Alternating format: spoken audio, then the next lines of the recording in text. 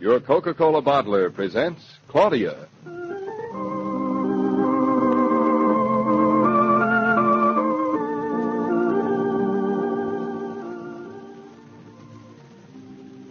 Claudia, based on the original stories by Rose Franken. Brought to you, transcribed Monday through Friday by your friendly neighbor who bottles Coca-Cola. Relax, and while you're listening, refresh yourself. Have a Coke.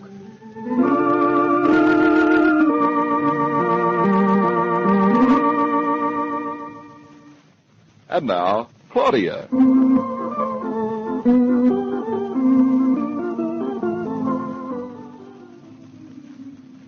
Aren't you getting dressed this morning, darling? I am dressed. As dressed as I'm going to get. Is this the latest style? Don't you like it? Stunning.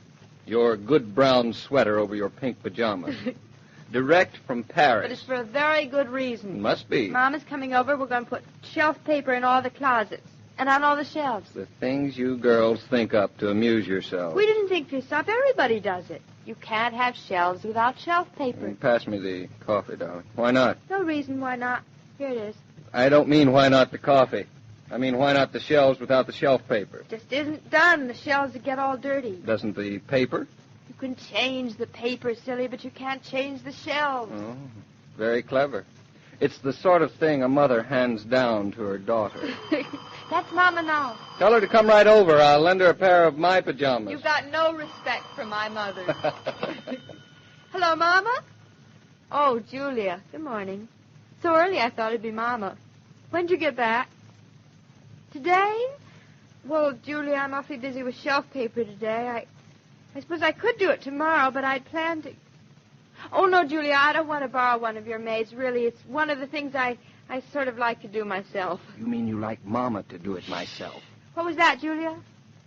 But you've already given us a wedding present. Oh, we couldn't accept anything else. The car is plenty, really. You're much too generous. What? No, we haven't bought any flat silver yet, but... Oh, Julia, I don't know what to say. Say thank you. You made an appointment for today? Antoine and Pierre's. Fine, I'll be there. Oh, give my love to Hartley. Goodbye. That was Julia. You don't say. She wants to buy me some flat silver today. Now my shelves will have to wait.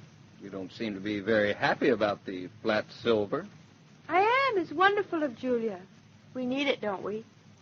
She's going to get me a whole set, aren't you pleased? It's a little embarrassing. She's giving us so much.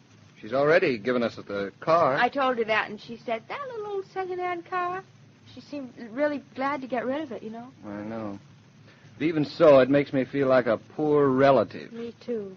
But in this case, it's all right, because we're not really. Except by comparison. I suppose you're right. I'm just being stuffy. I like you stuffy. Shows you're nice. Darling, don't look so worried about it. You know, I like Julia. I like Hartley, too. He's not quite as impressive as she is. Maybe that's because he's your brother. That's a nice thing to say. Or maybe it's because of his gallbladder. I'll tell him. Don't you dare! Call me when you get through with Julia.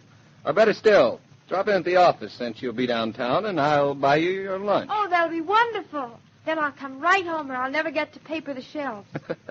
What's so funny? You are. Me? And wonderful. Of course, I'm wonderful, too. You? I married the one woman in the world who would rather paper her shelves than choose her silver. Oh.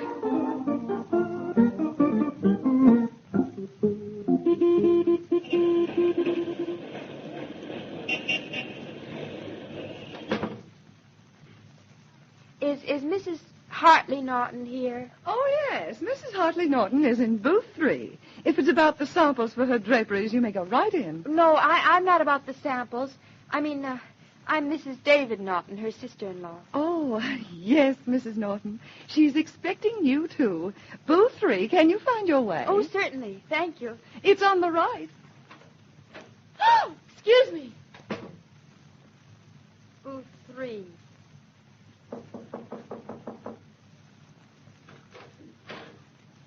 Oh, Julia, hello. Claudia, darling, hello. Am I early?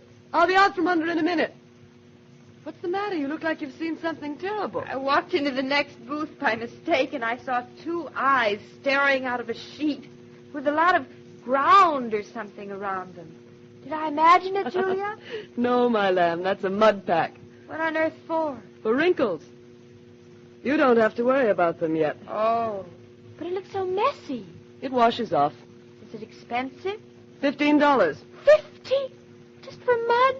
I'd rather have wrinkles. Oh, I think I must be dry by now. You want me to feel? It's all right. It's been 20 minutes. How can you stand sitting under one of those things? What's that?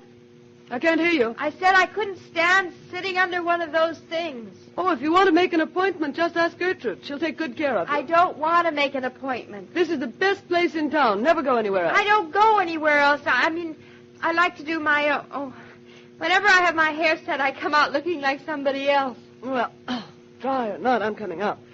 I can't stand this noise another minute. Whew. That's a relief. Those machines are simply exhausting. Oh, Gertrude, you're here. Call Pierre, would you? He asked me to tell you he was sorry, but he had to go to the towers to do Lady Radcliffe's hair. Oh. I'll comb it out for you. Good. I've got to be rushing along. I'm late already. But it's not quite dry, Mrs. Naughton. No matter. Comb it out. Oh, Gertrude, this is my sister-in-law, Mrs. David Naughton. From now on, she's going to be coming down here to have her hair done, and I want you to take good care of her. Oh, no, really, She's got lovely hair. I think we can do a lot with her. Have you ever worn it out? Well, David doesn't like it up. He doesn't like my ears to show. Let me see your ears. There's nothing the matter with your ears. They're nice and close to your head. They are? Well. Men always fight against something new. You let Gertrude put your hair up. David will like it. Well, I'm not so sure. There, Mrs. Naughton. How does that look? It's very nice today, Gertrude. Now, just hand me my coat, would you? Here it is. Oh, thanks. Well, now, let me see. It's 11:45. At 12:30, I must be at that luncheon. That gives us just enough time, Claudia. What shall I tell the draperies woman if she comes? Oh, yes. Well, tell her I'm sorry she was late and that I couldn't wait for her. I'll tell her. And I hope you, too, Mrs. Naughton, will come in soon. You mean me? She means you. She will.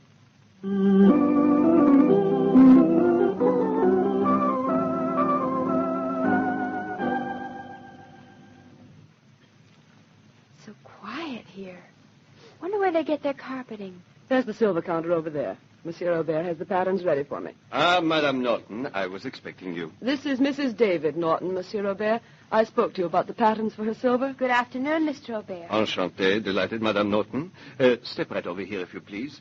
I have the samples on the counter. Here they are, Claudia. Oh, they're lovely. All three of them. Now, you don't have to choose one if you don't like them. Oh, I do. They're sterling, and they will last you a lifetime. Well, they'll have to. We'll never get another. What time have you, Monsieur Aubert? It's almost 12 o'clock. Oh, you'll excuse me a moment, Claudia. I want to make a phone call. Go right ahead, I'll just be Julia. a moment. Oh, look at those stunning clips. Remind me to ask about them, Monsieur Aubert. Oui? You like the silver patterns, Madame Naughton? Oh, yes, I like them very much. Your sister-in-law, she has exquisite taste. Truly elegant. Oh, I won't be able to choose which one to choose. But I think I like the plainest one best. Ah, yes. The simplest is always the best taste. But the others, they are simple, too, in their own way. I think I like this one. Looks like a pie crust. We call it the Doric pattern. But the pie crust is better. My husband likes simple things, too. He has excellent taste. This pattern, madame, it will go with everything. Oh, we haven't got everything to go with it. But it can stand on its own feet. Oh, look at those salt cellars. Aren't they adorable? You would like to see them? Oh, thank you. No, salt cellars is something we have plenty of. Is that a cake knife next to it? That is right, a cake knife. Oh, that's lovely. I love that pattern. Looks Swedish. It is Danish. We have just received a whole set from Copenhagen. Have? Can I look at it? I'll show you a fork I have right here. There you are. Oh, this would be beautiful with monograms. And salt cellars, wouldn't it? And very individual. We have only this one set. Did Mrs. Naughton see it? It was not in when she came. And I like it by far the best. By far. But I wonder if she'd be offended if I chose. Maybe I better not. Well, my dear, have you made up your mind? It's quite a problem, Julia. What is this fork? Oh, wait, that's just something Mr. Aubert was showing me. Julia, I think I'll take the one that looks like a pie crust. But I thought you said... The other fork was of the pattern. No, the pie crust is the one I'd like, the one you chose, Julia. Monsieur Robert, you didn't show me this other pattern. Well, I only received it this morning. Have you got the whole set? 18 of everything. It's very handsome. So simple. Do you like it best, too? By far the best. It's your choice, isn't it? Well, I do like the pie crust one that you chose. You're very sweet, my dear. You won't hurt my feelings at all by taking this new set. But really, Julia... No ifs about it. If I'd seen it, I'd have chosen it, too. Then you don't mind about the others. On the contrary, I'm delighted to find you have such good taste. And that you'd sacrifice silver to feelings, my lamb. Feelings last a lifetime, too, Julia. In that case, David should be a very happy man. Well, do you want to pick out the monogram now? Well, I'd rather show the silver to David first. If I could take a sample or a picture with me. After all, he's going to eat half of it, too, you know. You're sure it's not best for you to decide by yourself?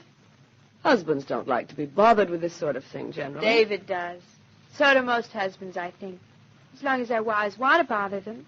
And don't think it's a bother to, if you see what I mean. I do. Maybe you're right. You know, for someone who's had so little experience, you've got a great deal of wisdom, my lamb. I wish I'd had it when I got married. It's not wisdom, Julia. It's being married to David. Maybe it's Claudia being married to David. So you take your time about the monograms and the silver. Monsieur Robert will be here when you've decided. I'll hold the set for you, Madame Naughton. You may take the frock with you. Madame Hartley Naughton is well known to us here. Thank you. Goodbye, Monsieur Robert. I'll be in next week about those clips. Au revoir, Mesdames. Now, do you think you'd like to come along to this luncheon with me? It's for the orchestra. I'm on the board. I'd love to, Julia, but I can't. Oh? I've got something very important to do this afternoon. Really? The luncheon would set me late, and I wouldn't have time. You see, I have to change my clothes first. Whatever it is, it sounds very exciting. Oh, it's just something I've been planning for a few days now. In a way, I guess it is a little exciting. It's sort of a symbol. Why, Claudia, you've got me palpitating. Now, what is it you're rushing off to do? I thought I told you. No, you didn't tell me about anything so important. I've got to paper my shelves, Julia. They should have been done days ago. Oh. Now, I thought at least you had a luncheon date with the mayor. Luncheon date with the mayor? Heavens, no. What would I be lunching with the mayor for? I'm having lunch with David. Claudia, you're a funny child. Shelves before silver, marriage before monograms. But you run along. And stay sweet. Give my love to that important man.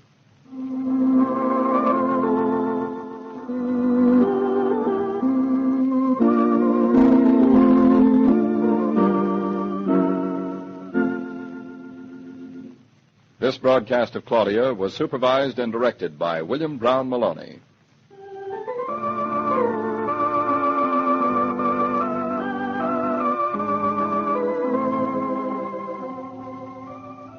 There are some little things you can do for folks that make a hit out of all proportion to the money they cost. When the laundress or cleaning woman has finished a tiresome chore and you offer her an ice-cold Coke, she's ready to bless you for the thoughtful attention. The price of Coca-Cola is still only 5 cents. Yes, still 5 cents for the self-same quality that Coca-Cola has brought you through the years.